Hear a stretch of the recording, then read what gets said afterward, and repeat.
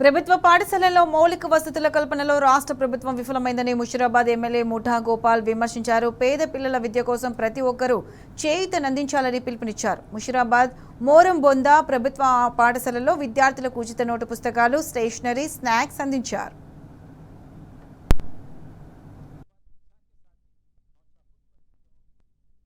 నమస్కారాలు.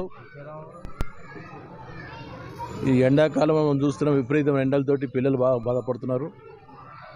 మరి స్కూల్స్ కూడా అనుకున్న దానికంటే కూడా లేట్గా స్టార్ట్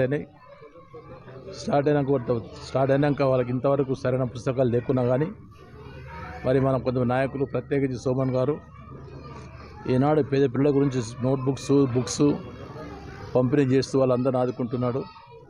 ఎప్పుడు చూసినా పేదల గురించి ఏదో సహాయం చేస్తూ సహకరిస్తూ ముందుంటున్నాడు.